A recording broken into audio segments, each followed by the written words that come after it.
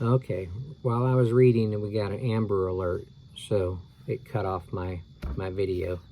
So this is where I was right here, getting ready to show you Mars and Neptune up here.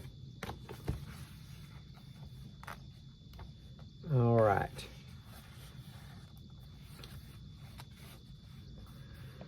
It says, keeping an eye out for more guards, they crept down a hall until they came to a fancy staircase under a gold ceiling. There it is, said Jack. Let's climb up. He and Annie hurried up the golden staircase. When they got to the top, they froze. Another guard was slouched against the wall by the stairs. His eyes were closed and he was snoring softly.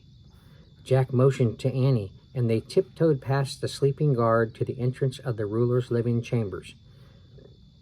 Excuse me. Jack glanced at the map. This is it, he whispered. The door was open. Jack and Annie peeked inside. Knock, knock? Annie said in a soft voice. No one answered. They stepped through the doorway. A fire blazed on the hearth. Overhead, many candles burned brightly. The dancing flames cast shadows on a marble floor and a carved gold ceiling.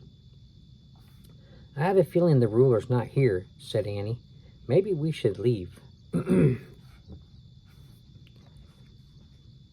Jack looked at their book. Wait, the next room is the map room, he said. Let's just take a look.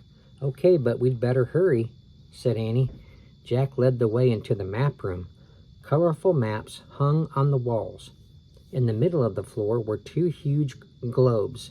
Jack sighed. I love this room, he said. Look, more lions, said Annie. She pointed to 3 paintings of winged lions on one of the walls. Why are there lions with wings everywhere? Jack looked up winged lions in their book. He turned to the right page and read, The winged lion is a symbol of Venus, represented in paintings and sculptures all over the city. The lions stand for strength on both land and sea. As Jack and Annie looked back up at the lion paintings, they heard footsteps. The grouchy guard and the sleepy guard rushed into the room. Uh-oh.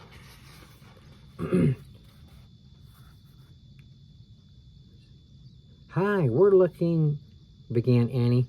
There they are, the thieves. The sleepy guard shouted at the grouchy guard. I told you I heard voices. We're not thieves, said Annie. We were just looking for your ruler to ask for his help. She's right, said Jack. We have to tell him that. Won't admit your crime, eh? Said the grouchy guard. The worst cells are reserved for criminals like you. Move! But we started Annie. Move! Shouted the grouchy guard, raising his rifle and pointing to the door.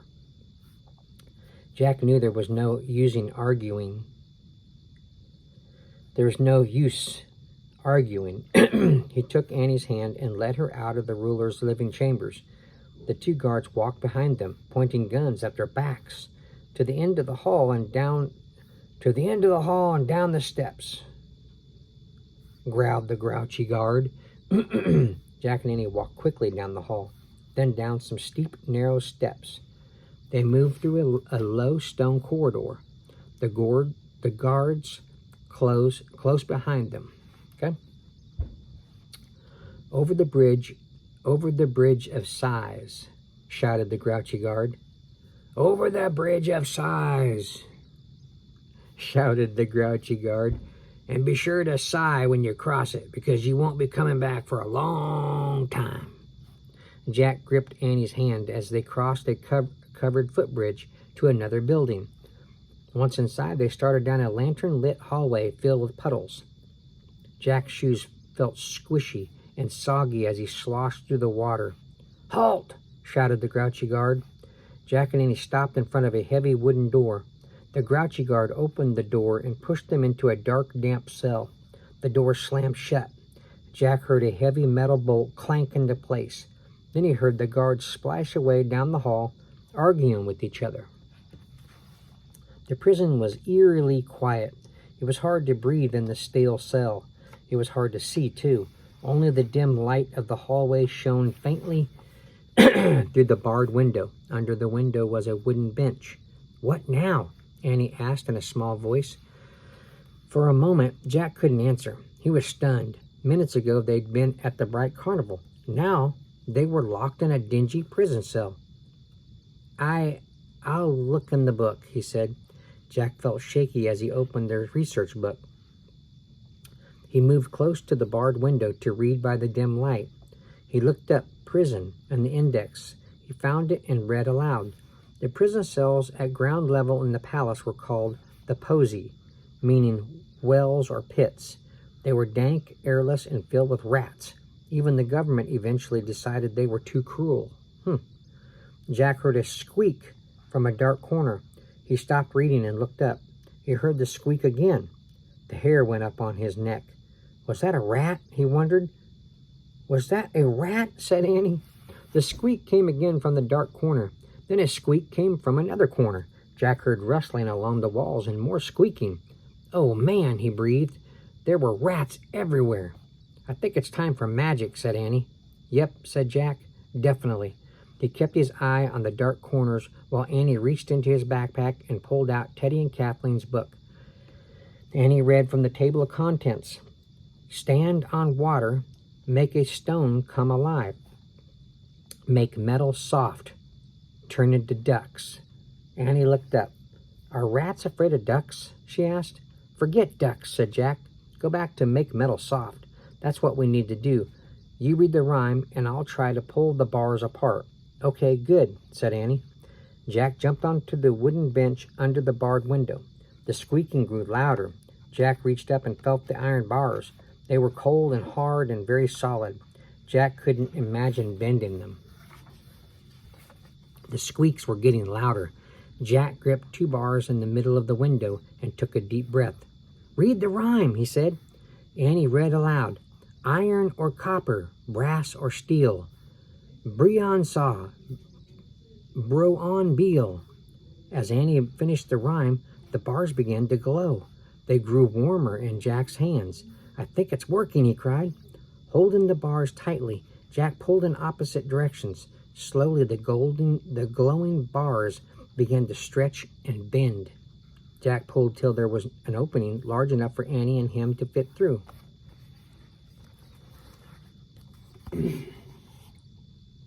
They look kind of mean, don't they?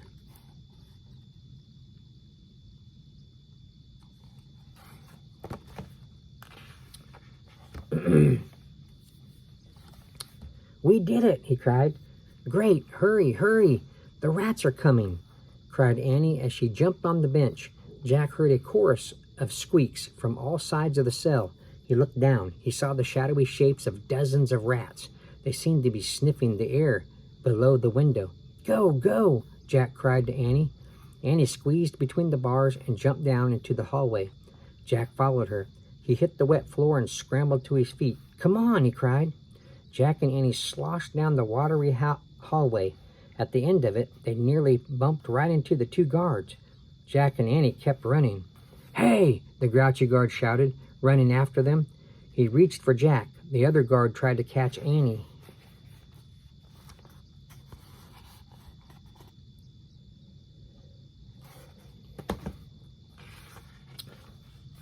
Jack and Annie dodged away from them. The guards crashed into each other, falling to the floor. Jack and Annie kept running. They dashed across the bridge of sighs. They ran through the corridor and up the steep stone steps. "This way!" cried Jack. He and Annie tore down the hall, heading for the golden staircase. "Hey, hey!" the guards yelled from far behind. Jack and Annie bounded down the golden staircase 2 steps at a time. They flew down the hall and down the giant stairs. They ran past the statues of Mars and Neptune and charged down the long, open passageway. Finally, they dashed through the entrance of the palace and escaped into St. Mark's Square. So we're going to end it right there.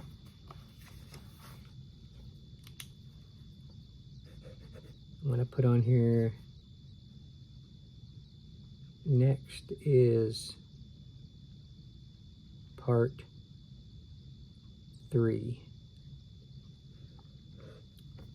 Okay. So, as you have figured it out, the video stopped because an Amber Alert came through my phone. It's what I record on, and it cut off the video. So I'm having to do, it'll have to be a part, let's see,